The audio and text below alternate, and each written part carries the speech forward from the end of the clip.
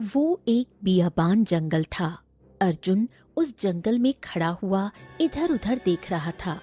प्यास से उसके होंठ सूख चुके थे। चारों तरफ सिर्फ सन्नाटा और तपती हवा थी। अर्जुन कुछ दूर आगे चला और एक वृक्ष के नीचे बैठ गया। आह, हे भगवान, हे भगवान। प्यास के मारे तो मेरा गला सूखता जा रहा है। अगर कुछ देर में पानी नहीं मिला मैं तो बेहोश हो जाऊंगा या शायद जीवित ही ना बचूं। इतना कहकर अर्जुन फिर आगे बढ़ने लगा। बहुत दूर पैदल चलने के बाद भी उसे कहीं कोई तालाब नजर नहीं आया। प्यास की शिद्दत से अर्जुन लड़खड़ाया और जमीन पर गिरकर बेहोश हो गया। कुछ देर बाद अर्जुन की आंख खुली। उसने सूखे होठों पर जीभ फेरी। अब अरे रे। आ, आ, आ, आ, आ, आ, आ, आ, मुझे कोशिश करनी होगी।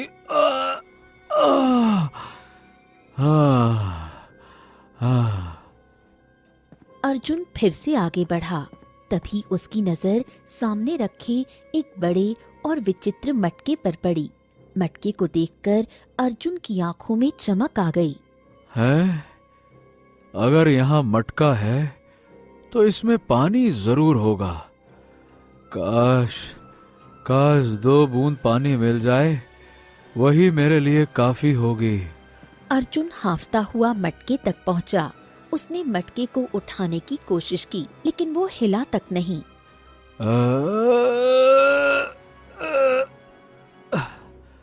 अरे बाप रे। ये क्या? ये मटका तो हिल भी नहीं रहा है। ऐसा लग रहा है जैसे जमीन से चिपक गया हो। जैसे ही अर्जुन ने मटके के अंदर झांका, अगले ही पल रंग बिरंगी चमक के साथ वो मटके के अंदर समा गया। कुछ ही क्षणों में अर्जुन एक अलग जंगल में आकर गिर पड़ा। हाँ, हाँ, हाँ, हाँ, हाँ, हाँ, हाँ, ये कैसे हो सकता है? मैंने तो पानी के अंदर झांका था, फिर मैं यहाँ कैसे आ गया? बाप रे बाप, मटके के अंदर एक और दुनिया। हाँ। अर्जुन इधर उधर देखने लगा। उसे दूर दूर तक बने घर और एक विशाल सुंदर महल दिखाई दिया। नगर में अजीब सन्नाटा पसरा हुआ था। अर्जुन एक घर के पास गया और दरवाजा खटखटाया। कोई है क्या? अरे कोई है?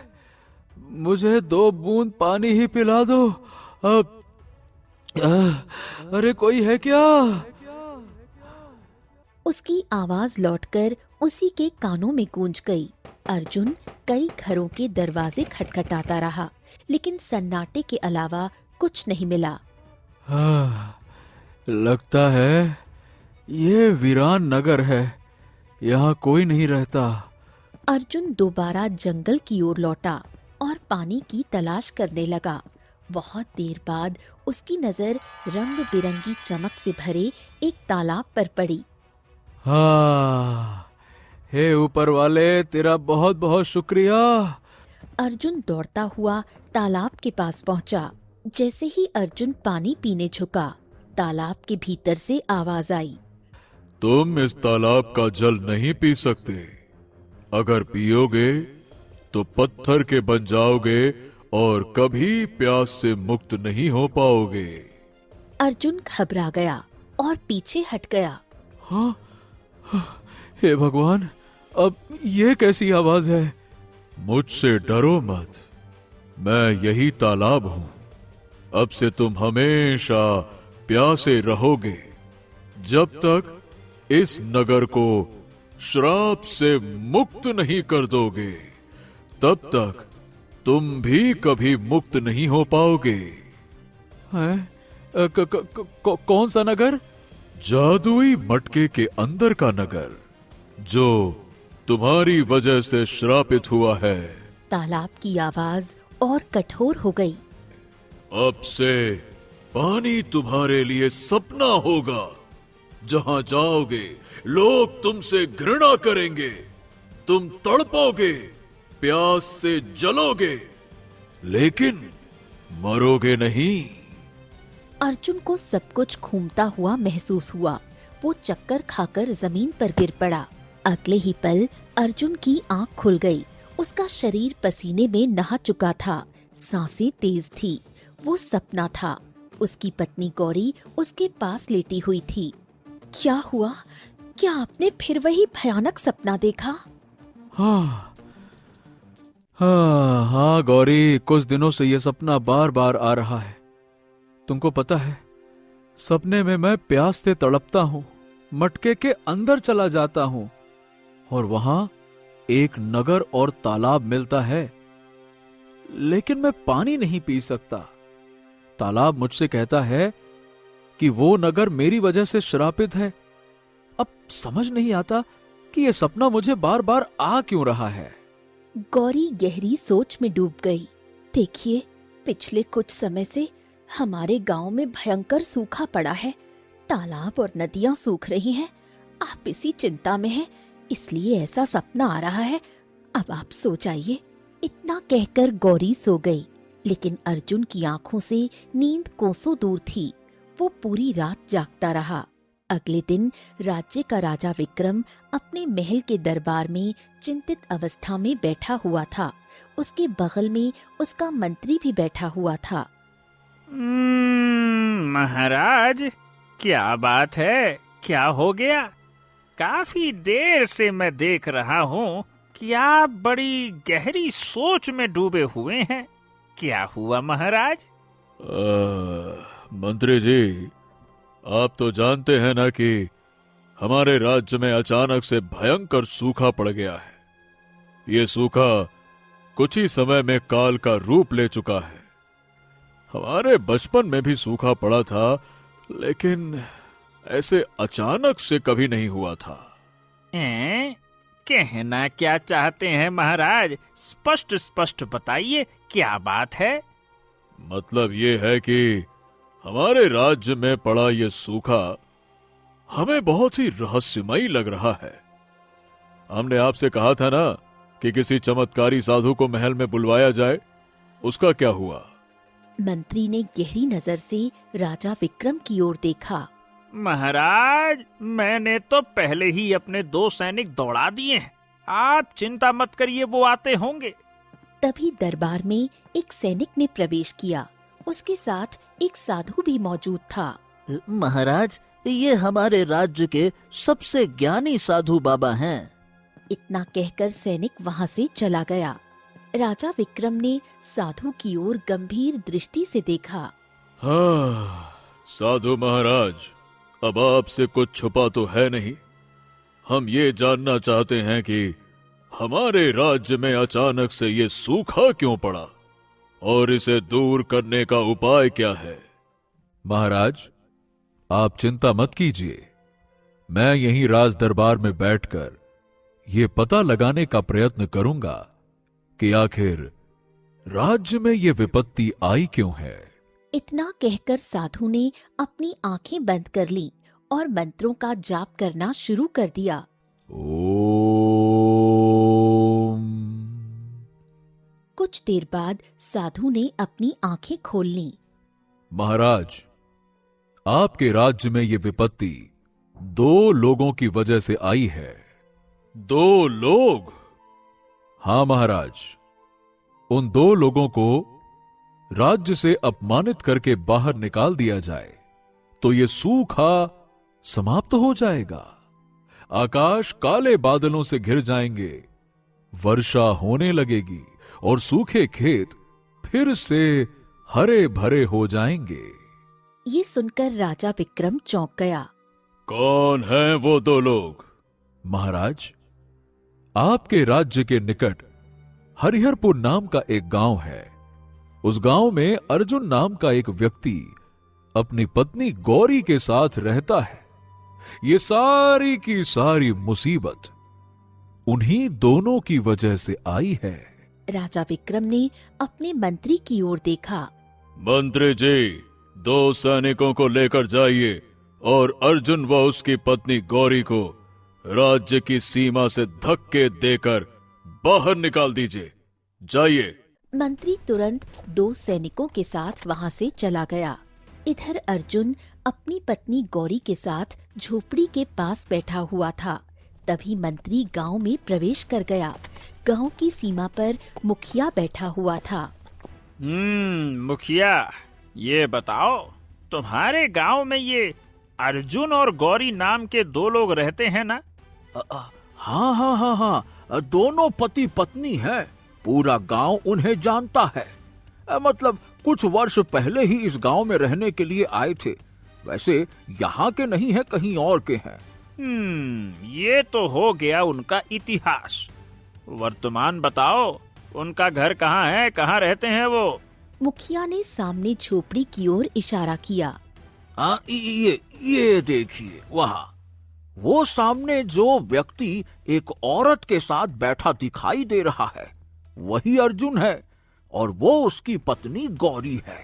मंत्री तुरंत अपने 2 सैनिकों के साथ अर्जुन के पास जा पहुंचा। क्यों, तुम्हारा नाम अर्जुन है, हैं? हाँ हाँ, मेरा ही नाम अर्जुन है। क्या हो गया? और ये रही तुम्हारी पत्नी गौरी, है ना? हाँ हाँ हाँ, लेकिन बात क्या है? क्या हो गया?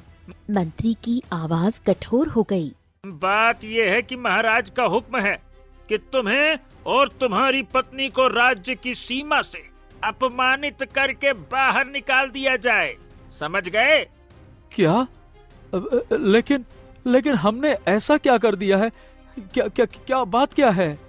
बात ये है कि तुम दोनों मनहूस हो और तुम्हारी वजह से ही इस राज्य में भयंकर सूखा पड़ा है। समझ गए? मनहूस कहीं के। मंत्री ने सैनिकों की ओर इशारा किया। सैनिकों, इन्हें धक्के मारकर राज्य की सीमा से बाहर निकालो। निकालो इनको बाहर। सैनिक अर्जुन और गौरी को गांव से बाहर ले गए। गांव वाले चुपचाप ये दृश्य देख रहे थे। कुछ देर बाद मंत्री ने दोनों को राज्य की सीमा से धक्के देकर बाहर कर दिया। दोबारा कभी दिखाई दिए ना तो सिर्फ राज्य से बाहर नहीं निकालेंगे, तुम्हें इस दुनिया से ही बाहर निकाल देंगे, गर्दन काट देंगे तुम्हारी। समझ गए? निकलो यहाँ से। अर्जुन की आंखों में आंसू आ गए और गौरी भी रोने लगी। उसी क्षण आकाश में काले बादल घिर आए। अरे वाह वाह वाह वाह वाह वाह, क्या बात है! इसका मतलब साधु महाराज बिल्कुल सही कह रहे थे। मंत्री ने अर्जुन की ओर देखा। अब देर मत कर, अपनी पत्नी को लेकर चुपचाप यहाँ से दफा हो जा। अरे निकल यहाँ से, निकल। अर्जुन आंखों में आंसू लिए गौरी का हाथ पकड़कर जंगल की ओर बढ़ गया। जब तक अर्जुन मंत्री की नजरों से ओझल नहीं हो गया, मंत्री सैनिकों के साथ वहीं खड़ा रहा। उसके बाद वो सैनिकों के साथ लौट गया। अर्जुन अपनी पत्नी गौरी को लेकर जंगल में भटकने लगा। प्यास, थकान और अपमान ने दोनों के शरीर और मन को तोड़ दिया था। कुछ दूर चलने के बाद गौरी की टांगें जवाब दे गईं और वो वहीं गिर पड़ी। मुझे बहुत तेज प्यास लगी है।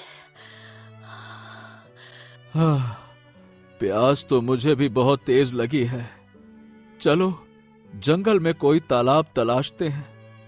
अब मुझसे आगे बढ़ने की हिम्मत नहीं है। आराम से आराम से। गौरी, हिम्मत तो करनी होगी। आ जाओ आ जाओ आ जाओ आ जाओ।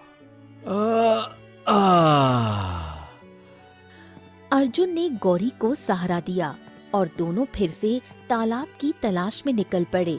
बहुत देर तक भटकने के बाद भी उन्हें पानी नहीं मिला। थक हार कर अर्जुन अपनी पत्नी को लेकर एक वृक्ष के नीचे बैठ गया। अरे रे रे रे रे रे, न जाने हमारी किस्मत में क्या लिखा है गौरी। क्या हम दोनों ऐसे ही प्यासे मर जाएंगे क्या? हमने तो कोई गुनाह भी नहीं किया, फिर भी महाराज ने हमें अपमानित करके राज्य से बाहर निकाल दिया। अरे लेकिन गौरी, जैसे ही हमें राज्य की सीमा से बाहर निकाला गया, आकाश काले बादलों से घिर गया और वर्षा होने लगी। क्या हम सच में मनहूस है क्या? अब तो लगता है कि जो सपना मुझे बार बार दिखाई देता है उसका संबंध मेरे जीवन से ही जुड़ा हुआ है। तभी उसके कानों में एक भारी और गूंजती हुई आवाज टकराई। हाँ, तुमने बिल्कुल सही कहा। वो सपना तुम्हारे और तुम्हारी पत्नी से ही जुड़ा हुआ है। अर्जुन चौंक गया और पीछे मुड़कर देखा। पीछे एक साधु खड़ा था। अर्जुन उस साधु को घूरने लगा। मुझे घूरने की आवश्यकता नहीं है, मैं सत्य कह रहा हूं। तुम दोनों अब हमेशा मुसीबत में रहोगे। अगर इस मुसीबत से मुक्त होना चाहते हो तो तुम्हें अपने सपने में दिखने वाले उस मटके को खोजना होगा। हाँ, तो क्या सच में, मतलब मटका सच में इसी जंगल में मौजूद है? हाँ, इसी जंगल में मौजूद है। सपने में जो तालाब तुमसे कहता है कि तुम्हारी वजह से वो नगर श्रापित हुआ है, जब तक तुम उस नगर को श्राप से मुक्त नहीं करोगे तब तक तुम भी प्यास से मुक्त नहीं हो पाओगे। इतना कहकर साधु वहां से ओझल हो गया। अर्जुन ने गौरी की ओर देखा। अब हमारे पास इसके अलावा कोई और चारा नहीं है। दोनों उठ खड़े हुए और मटके की तलाश में आगे बढ़ गए। बहुत देर बाद अर्जुन की नजर दूर पड़े एक मटके पर गई। ए गौरी, ए वो देखो, सामने मटका।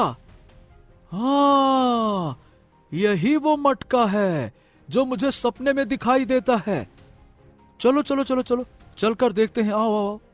अर्जुन ने गौरी का हाथ पकड़ा और दोनों उसकी ओर बढ़ गए। कुछ ही देर में अर्जुन और गौरी मटके के पास खड़े थे। गौरी प्यास की शिद्दत से तड़प रही थी। अगर इस मटके में पानी हो तो मुझे 2 बूंद ही पिला दो। अर्जुन ने मटके को उठाने की कोशिश की, लेकिन वो हिला तक नहीं। हाँ, ठीक बिल्कुल सपने की तरह। देखा गौरी, ये मटका बाप रे, अभी भी नहीं हिल पा रहा है।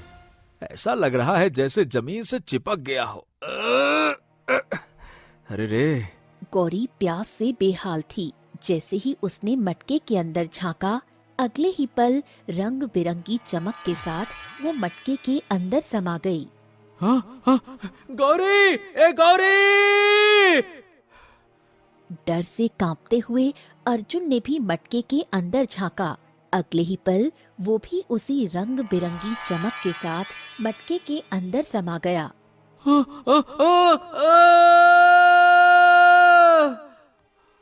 कुछ ही क्षणों में दोनों पति पत्नी एक अनजान जंगल में आकर गिर पड़े। अर्जुन हैरानी से चारों ओर देखने लगा। गौरी, ऐसा लग रहा है जैसे मैं फिर से सपना देख रहा हूँ।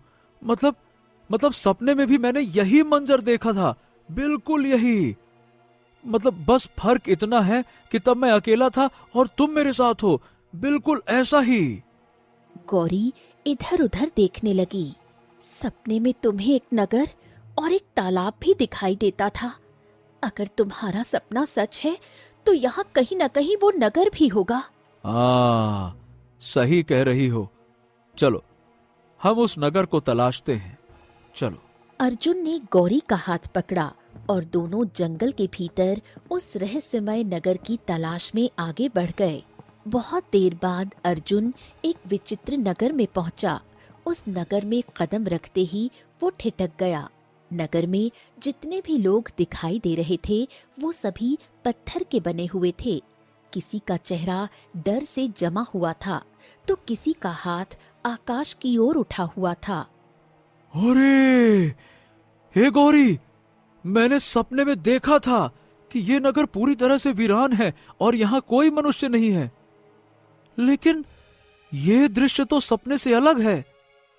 बाप रे बाप, यहां तो लोग हैं पर सब पत्थर के बने हुए हैं। देखो। सपने में तुम्हें जो दिखाई देता था वही सच था। सपने में नगर वीरान था और ये नगर अब भी वीरान ही है, क्योंकि पत्थर कभी बोलते नहीं हैं। अर्जुन ने कोई उत्तर नहीं दिया और आगे बढ़ गया। कुछ आगे बढ़ने पर अर्जुन को एक अत्यंत सुंदर महल दिखाई दिया। वो अपनी पत्नी गौरी को लेकर महल के भीतर चला गया। महल के अंदर सैनिक, दासियां और नौकर सब पत्थर के बने हुए थे। महल के अंदर भी सब पत्थर के ही हैं। इतना कहते ही गौरी अचानक जमीन पर गिर पड़ी। अरे अरे गौरी, क्या हो गया गौरी, क्या हुआ? अब मुझसे और बर्दाश्त नहीं हो रहा, मुझे बहुत तेज प्यास लगी है। अर्जुन ने गौरी का हाथ पकड़ा और उसे सहारा दिया। हाँ, चलो आओ आओ आओ, धीरे धीरे आओ आओ। चलो अब हम उस तालाब को ढूंढते हैं, आ जाओ। अर्जुन गौरी को लेकर महल से बाहर निकला और जंगल की ओर बढ़ गया। बहुत देर के बाद अर्जुन की नजर एक तालाब पर पड़ी। हाँ, अरे वो देखो गौरी, सामने तालाब, बिल्कुल वैसा ही जैसा कि मैंने सपने में देखा था। देखो। दोनों तालाब के पास पहुंचे। तालाब को देखकर गौरी की आंखों में चमक आ गई। जैसे ही गौरी पानी पीने के लिए झुकी, ठहरो, ये तालाब भी श्रापित है। अगर तुमने इसका पानी पिया तो पत्थर के बन जाओगे। ये सुनकर गौरी डर गई। ये बताओ, तो क्या हमें जीवन में कभी पानी नहीं मिलेगा क्या? मिलेगा। तुम्हारे पास दो ही रास्ते हैं, या तो इस नगर को श्राप से मुक्त करो, या फिर इस नगर में रहने वाले किसी दूसरे मनुष्य के हाथ से ये पानी पियो। अर्जुन का गुस्सा फूट पड़ा। अरे श्राप श्राप श्राप श्राप, कौन सा श्राप, कौन सा श्राप लगा है मुझे पता ही नहीं है। श्राप श्राप श्राप, अगर इस नगर में सच में श्राप है तो बताओ ना, इसे दूर कैसे किया जा सकता है, बताओ मुझे। तालाब से कोई उत्तर नहीं आया। अर्जुन अपनी पत्नी गौरी का हाथ पकड़कर तालाब से कुछ दूर एक वृक्ष के नीचे बैठ गया। वो दोनों रोने लगे। तभी अचानक अर्जुन की नजर एक बूढ़ी औरत पर पड़ी, जो एक मटकी लेकर तालाब के पास आई। वो बिना किसी डर के तालाब का पानी भरने लगी। तालाब ने कहा था, अगर कोई दूसरा मनुष्य पानी भर ले और हमें देना चाहे तो हम पानी पी सकते हैं। देखो, उस बूढ़ी औरत को कुछ नहीं हुआ। हाँ हाँ हाँ हाँ हाँ, तुम सही कह रही हो, रुको मैं जाता हूँ। अर्जुन दौड़ता हुआ बूढ़ी औरत के पास पहुंचा।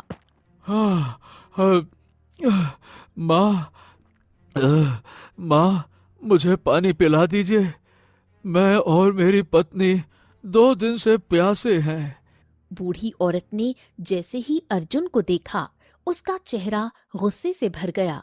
कितने समय बाद तेरी शक्ल देखी है, दफा हो जा मेरी आंखों के सामने से। तू प्यासा ही तड़प तड़प कर मरेगा, और तेरी पत्नी भी। तुम दोनों इसी लायक हो। इतना कहकर बूढ़ी औरत वहां से चली गई। अर्जुन उसके पीछे पीछे गया, लेकिन कुछ देर बाद बूढ़ी औरत एक झोपड़ी में घुस गई और दरवाजा बंद कर लिया। अर्जुन निराश होकर वापस गौरी के पास लौट आया। ए गौरी, उसने भी हमें पानी नहीं दिया। हाँ। गौरी प्यास से बेहाल हो चुकी थी। अब पानी के बिना नहीं रह सकती। इतना कहकर गौरी अचानक उठी और दौड़ती हुई तालाब की ओर दौड़ी। अर्जुन ने उसे रोकने की कोशिश की, लेकिन गौरी नहीं रुकी। जैसे ही गौरी ने तालाब को स्पर्श किया, अगले ही पल रंग बिरंगी चमक के साथ वो पत्थर में बदल गई। अर्जुन अपनी पत्नी को पत्थर का बना देखकर फूट फूट कर रो पड़ा। ए गौरी, गौरी, ये तुमने क्या कर दिया गौरी? अर्जुन बहुत देर तक वहीं रोता रहा। कुछ समय बाद उसके आंसू सूख चुके थे। अर्जुन उठकर खड़ा हुआ। उसकी आंखों में अब दर्द के साथ गुस्सा भी था। अरे कितना निर्दयी है इस नगर का हर इंसान। अगर उस बूढ़ी औरत ने मेरी पत्नी को पानी के 2 बूंद दे दिए होते तो आज ये नहीं होता। इतना कहकर अर्जुन तेज कदमों से बूढ़ी औरत की झोपड़ी की ओर बढ़ा। उसने लात मारकर दरवाजा खोल दिया, लेकिन सामने का दृश्य देखकर अर्जुन चौंक गया। झोपड़ी के अंदर एक सुंदर युवक लेटा हुआ था। उसका शरीर नीला पड़ चुका था, जैसे उसके भीतर से जीवन धीरे धीरे निकल चुका हो। बूढ़ी औरत उसके ऊपर पानी की बूंदें टपका रही थी। होश में आ जा मेरे बच्चे, अब तो होश में आ जा मोहन। कितने समय से मैंने तेरी आवाज नहीं सुनी। ये दृश्य देखकर अर्जुन का दिल कांप उठा। जैसे ही बूढ़ी औरत की नजर अर्जुन पर पड़ी, उसके चेहरे पर क्रोध की लकीरें उभर आईं। अब यहाँ क्यों आया है? दफा हो जा यहाँ से। अर्जुन ने जैसे ही युवक की कलाई पकड़ी, उसके चेहरे पर सच्चाई साफ झलक गई। ये तो मर चुका है माँ जी। आप इसके ऊपर कितने भी पानी के बूंदे डाल दो, ये होश में नहीं आएगा। ये सुनते ही बूढ़ी औरत फूट फूट कर रो पड़ी। किसने कहा ये नहीं जिएगा? ये जिएगा। अगर मेरे मोहन को कोई जिंदा कर सकता है तो वो सिर्फ तू है। लेकिन तूने ही इसे मारा था, वो भी तड़पा तड़पा कर। ये सुनकर अर्जुन बुरी तरह चौंक गया। क्या? ये आप क्या कह रही हैं अम्मा जी? भला मैं इसके क्यों मारूंगा? अब मैं तो आपको जानता तक नहीं हूँ। क्या बात कर रही हो आप? तू इसे जानता है? तू कोई साधारण नहीं है। जो नगर तू पत्थर का बना हुआ देख रहा है, वो तेरा ही नगर है। इससे ज्यादा मैं तुझे कुछ नहीं बताऊंगी। इतना कहकर बूढ़ी औरत अपने पुत्र के पास बैठकर फिर से रोने लगी। अर्जुन के भीतर करुणा जाग उठी। अच्छा अम्मा जी अब शांत हो जाइए। चुप हो जाइए। अब देखिए, मुझसे आपका रोना देखा नहीं जा रहा। आप मुझे ये बताइए कि मैं इसे ठीक कैसे कर सकता हूँ, बताइए। इसके शरीर में सांप का जहर है। तू अगर ये जहर चूस ले तो मेरा बेटा ठीक हो जाएगा। हाँ, ठीक है। अगर इससे आपका बेटा ठीक हो जाता है और आपके चेहरे पर मुस्कान आ जाती है तो मैं ये जरूर करूंगा। ठीक है, लाइए। अर्जुन ने मोहन का हाथ अपने मुंह से लगा लिया। कुछ ही पलों में अर्जुन का शरीर नीला पड़ने लगा और मोहन के शरीर में हरकत आने लगी। अगले ही पल अर्जुन बेहोश होकर जमीन पर गिर पड़ा। उसी क्षण मोहन की आंखें खुल गईं, लेकिन अर्जुन की बेहोशी के भीतर उसकी आंखों के सामने पुराने दृश्य चलने लगे। मोहन एक लकड़हारा था। एक दिन वो अच्छी लकड़ी की तलाश में जंगल की गहराई में भटक गया। हाँ, हे भगवान, मैं तो रास्ता ही भटक गया। ऊपर से मुझे बहुत तेज प्यास भी लगी है और आसपास कोई तालाब भी तो नहीं है। मोहन ने अपने हाथ में रखा छोटा सा कलश खोला, जिसमें बस थोड़ा सा पानी बचा था। मोहन पानी पीने वाला था। उसके कानों में किसी की कराहती हुई आवाज पड़ी। मैं 2 दिन से प्यासा हूँ, मुझे पानी पिला दो बेटा, पानी पानी। मोहन ने पीछे मुड़कर देखा। वहाँ एक साधु पड़ा हुआ था। अगर मुझे पानी नहीं पिला तो मैं बचूंगा नहीं। पानी।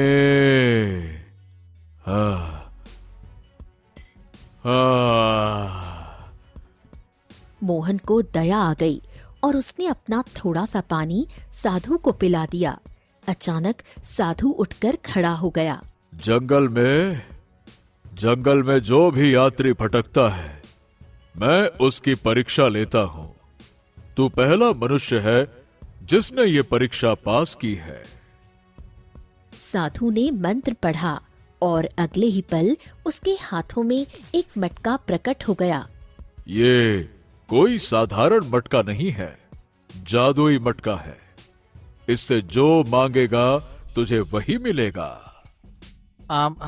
अगर ऐसा है तो मुझे ढेर सारे सोने के सिक्के चाहिए। अगले ही पल मटके से सोने के सिक्के निकलने लगे। साधु ने रास्ते की ओर इशारा किया। इस रास्ते से आगे चले जाना, ये तुम्हारे राज्य की ओर जाता है। जाओ। मोहन वहां से चला गया, लेकिन दूर खड़ा एक सैनिक ये सब देख रहा था। आहा, ये तो हमारे राज्य का मोहन है। इस साधु ने इसे जादुई मटका दे दिया है। मुझे ये बात तुरंत महाराज को बतानी होगी।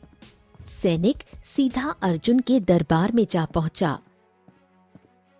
राजा अर्जुन अपने सिंहासन पर बैठा हुआ था।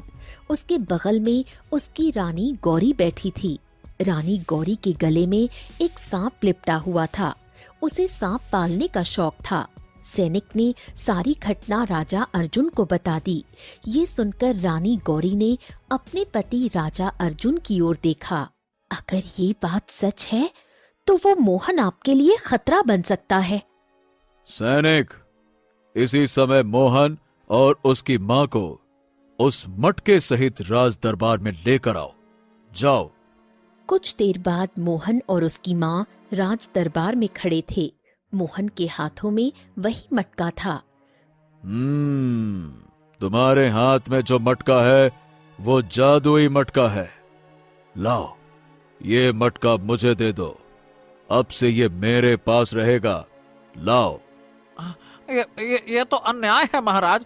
ये मटका मैं आपको नहीं दे सकता। ये मुझे दिया गया है, मुझे मिला है ये। रानी गौरी क्रोध में सिंहासन से उठ खड़ी हुई। तेरी इतनी हिम्मत कि तू महाराज को मटका देने से मना कर रहा है? तुझे इसकी सजा मिलेगी। गौरी ने अपने गले से जहरीले सर्प को पकड़ लिया। ये बहुत जहरीला सर्प है और मेरा अच्छा दोस्त है, लेकिन ये तेरा दोस्त नहीं है।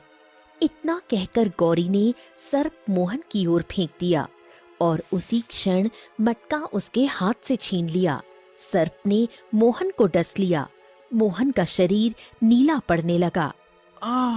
पानी, मुझे पानी पिला दो। मुझे बहुत तेज प्यास लगी है।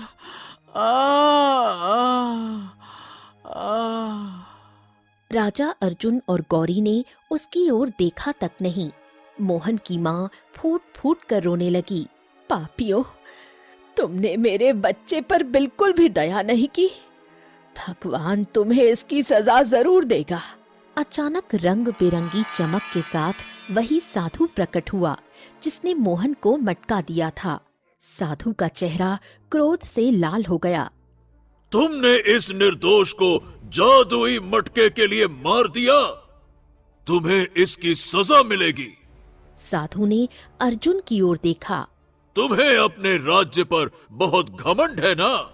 अब इस राज्य के सभी लोग पत्थर के बन जाएंगे, सिवाय इस बूढ़ी औरत और मोहन के। अगले ही पल राज दरबार में मौजूद सभी लोग पत्थर में बदल गए। राजा अर्जुन और गौरी भय से कांप उठे। तुम्हारा राज्य धरती से मिट जाएगा।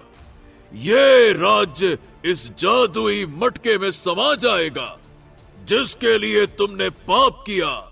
तुम और तुम्हारी पत्नी इसी क्षण यहां से गायब हो जाओगे।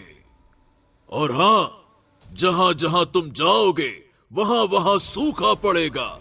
तुम्हें अपमानित करके निकाला जाएगा और अंत में तुम इसी मटके के पास लौटोगे। राजा अर्जुन डर के मारे साधु के चरणों में गिर गया। महाराज, महाराज, महाराज, मुझे क्षमा कर दीजिए। मुझसे अनजाने में गलती हो गई। मुझे नहीं पता था। क्षमा कर दीजिए महाराज, क्षमा कर दीजिए। तुम्हारा अपराध क्षमा योग्य नहीं है, लेकिन प्रायश्चित संभव है। जिस दिन तुम इस मटके के भीतर की दुनिया में आओगे, तुम्हारी पत्नी पत्थर की बन जाएगी। अगर तुम सच्चे मन से मोहन के शरीर से विष निकाल लोगे तो तुम्हारा श्राप टूट जाएगा। तभी तेज धमाका हुआ। राजा अर्जुन, गौरी और पूरा नगर जादुई मटके में समा गया। अर्जुन की आंख खुल गई। वो बूढ़ी औरत के चरणों में गिर पड़ा। मुझे क्षमा कर दीजिए, ये सब मेरे ही पापों की सजा है। जा, मैंने तुझे क्षमा कर दिया। मेरा मोहन मुझे वापस मिल गया। अचानक रंग बिरंगी चमक के साथ वही साधु फिर प्रकट हुआ। तुमने अपने पापों का प्रायश्चित कर लिया है। अब ये नगर श्राप से मुक्त है। तेज धमाके के साथ नगर मटके से बाहर आया। मटका अर्जुन के हाथ में प्रकट हो गया। अर्जुन ने मटका मोहन को सौंप दिया। अर्जुन दौड़ता हुआ तालाब के पास पहुंचा। गौरी वहां जीवित और स्वस्थ खड़ी थी। मुझे सब कुछ याद आ गया। नगर के सभी लोग पत्थर से मुक्त हो गए। दास, सैनिक, प्रजा सब फिर से जीवित हो गए। तो दोस्तों, कहानी कैसी लगी कमेंट बॉक्स में जरूर बताइए। चैनल को जरूर सब्सक्राइब कीजिए।